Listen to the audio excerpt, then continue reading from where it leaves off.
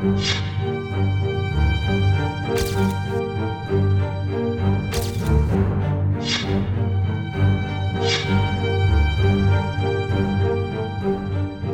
की राजधानी रांची से एक बहुत ही चौंकाने वाली खबर सामने आई। अब आप सोचेंगे कि चौंकाने वाली खबर की हम बात क्यों कर रहे हैं।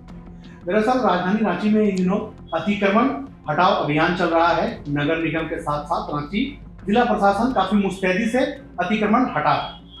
लेकिन इसी बीच कांटा टोली चौक के मौलाना आजाद कॉलोनी के गौस मोहल्ले इलाके से एक खबर आती है जो बिल्कुल आग की तरह शहर में फैल जाती है।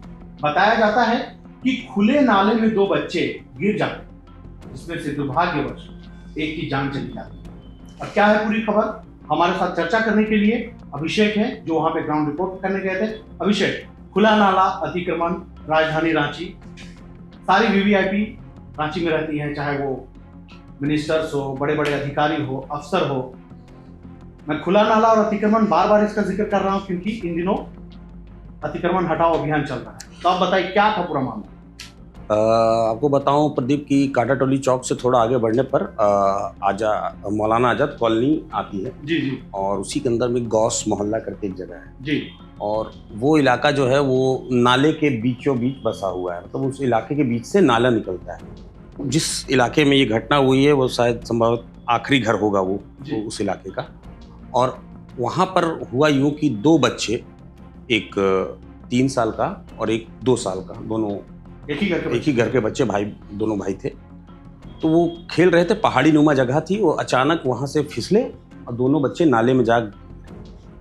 किसी तरह उसकी माँ ने एक बच्चे को तो छलांग लगाकर बचा लिया, बड़ा बच्चा जो था 3 साल का जो था, लेकिन छोटा बच्चा है वो नाले में थोड़ा बहाव ज़्यादा था तो छोटा बच्चा बह गया और उस वक्त वो नहीं मिला। काफ़ी तलाश करने के बाद 1 से 1.5 घंटे के बाद थोड़ा आगे छोटे बच्चे की लाश मिली। चूंकि आप ग्राउंड पे गए थे, नाले की गहराई कितनी होगी? नाले की गहराई का अंदाजा आप इससे लगा लीजिए कि आज से कुछ साल पहले उसी इलाके में, उसी नाले में एक युवक भी बह चुका है जिसकी मौत होगी। फैज नाम हुआ जी, आपको याद होगा कि 4-5 साल पुरानी घटना ही है। बरसात के टाइम में उसी नाले में फैज नामक युवक भी बहा है उसमें। तो वो नाला हमेशा बड़े खतरे का अंदेशा है। वो वहाँ कोई गार्डवाल नहीं है और वो खुला नाला है वो।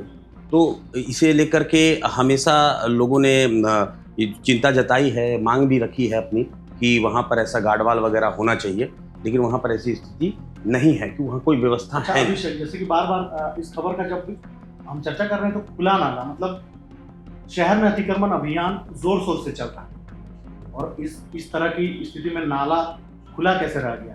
और आबादी वाला इलाका है वो, अगर आबादी वाला इलाका नहीं होता, जैसा कि आपने जिक्र किया कि कुछ साल पहले भी ऐसी घटना घटी थी, हालांकि वो बरसात का दिन था, वो इलाका कहीं और, वो जो युवक बहा था वो किसी और इलाके में बहा था और बरामदगी उसकी कहीं और से हुई थी। तो ऐसे में मैं ये नहीं कहूँगा कि कौन काम अपना ईमानदारी से कर रहा है और नहीं कर रहा है, लेकिन ऐसे में सवाल सिर्फ सिस्टम पर उठते हैं। तो बिल्कुल सही बात कह रहे हैं आप कि जिस तरह से प्रशासन अभी अतिक्रमण हटाओ को लेकर के अपनी जो सख्ती है वो दिखा रहा है। अब देख रहे होंगे कि अपर बाजार में दुकान के बाहर जो सीढ़ियाँ हैं वो तक तोड़ी जा रही हैं, छोटे छोटे जो इंक्रोचमेंट है वो तक हटाए जा रहे हैं। तो ये एक चीज़ें जो है वो शहर के बीच बीच में हो रही है वो तो दिखती है, लेकिन शहर के बहुत इलाके ऐसे हैं किनारे में जहाँ आप भी आज भी ऐसी कुव्यवस्था भरी हुई है कि जिसको दिखने वाला कोई नहीं। जिस घर के पास ये हादसा हुआ उस घर से 10 कदम की दूरी पर एक ट्रांसफार्मर लगा हुआ है। स्थानीय बता रहे हैं कि हम लोग इस ट्रांसफार्मर को घेरना चाहते थे, यहाँ गार्डवाल लगाना चाहते थे, सब सारी तैयारी खुद से हमने की थी। उसी बीच में ये घटना गिर गई कि ट्रांसफार्मर के बाद वो नाला शुरू होता है और नाले में वो 2 बच्चे गिर जाते हैं। तो कहने का मतलब ये है कि एक तरफ तो आप ये मुहिम चला रहे हैं कि अतिक्रमण हटाओ और शहर को जाम मुक्त बनाओ, लेकिन ये भी एक प्रश्न है कि इस तरह के खुले नाले, रांची में ये कोई पहली घटना नहीं है। आपको याद होगा कि हिंदपीढ़ी में भी एक बच्ची बह गई थी खुले नाले में लेकर के, काफ़ी हो हंगामा हुआ। तो आप देखेंगे कि रांची के कई इलाकों में नाले जो हैं अब ढक दिए गए हैं।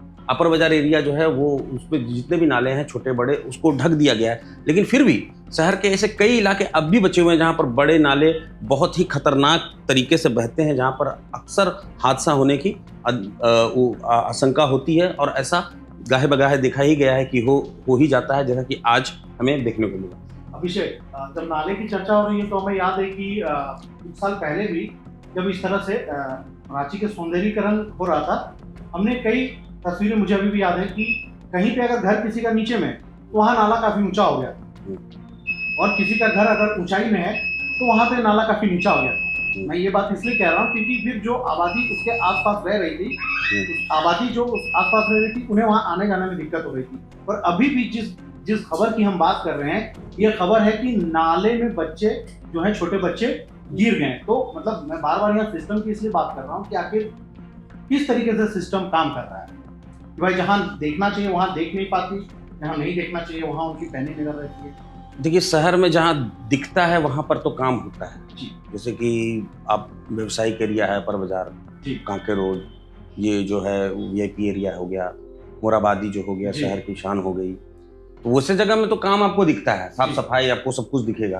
पर जिस जगह की हम बात कर रहे हैं, आप तस्वीर में देखिए कैसी बजबजाती नालियां हैं, हर तरफ प्लास्टिक के ढेर पड़े हुए हैं, 2-3 तरफ से आके नालियां मिल रही है। यही नाली सीधे जा करके स्वर्णरेखा नदी में मिलती है। और तो आप ये भी सोच रहे हैं कि ये गंदा पानी, सीवेज का पानी जो है वो जा करके नदी में ही मिल जा रहा है, तो इसको कोई ट्रीटमेंट नहीं है, कोई समाधान नहीं है। तो कुल मिलाकर कहना यह है कि आप अतिक्रमण हटा रहे हैं, शहर को जाम मुक्त बनाना चाहते हैं, शहर को सुंदर बनाना चाहते हैं, लेकिन ये जो काम हो रहा है ये हर तरफ एक बराबर होना चाहिए। ऐसा नहीं कि किसी एक इलाके पर ज्यादा जोर दिया जाए और कुछ इलाकों को खास वजह से छोड़ दिया जाए, तो ये गलत है। आपको देखना होगा कि इस तरह की घटनाएं दोबारा कभी न दोहराई। ठीक है, तो इस खबर का जिक्र इसलिए कर रहे हैं क्योंकि राजधानी रांची में ऐसी खबरें अक्सर बीच बीच में हमें देखने को मिलती हैं। और अगर आपके घर में छोटे बच्चे हैं और आपके घर के आसपास अगर इस तरीके का कोई बड़ा नाला है जो बच्चों के लिए खतरा बन सकता है, तो आप बिल्कुल सतर्क रहें, अपने बच्चों का भी ख्याल रखें। और एक जिम्मेदार नागरिक होने के नाते हमारा, हम सबका ये फर्ज बनता है कि अगर ऐसी कहीं पे स्थिति दिख रही है कि नाला खुला है, वहां पे उसे ढकने की जरूरत है, गार्डवाल बनाने की जरूरत है, तो नगर निगम क्षेत्र है, आप अपने पार्षद को सूचना दे सकते हैं, पार्षद के बाद आप विधायक को अपनी सूचना दे सकते हैं, या फिर कई समाजसेवी ऐसे होते हैं, कई एनजीओ होते हैं जो लगातार इस पर काम करते हैं।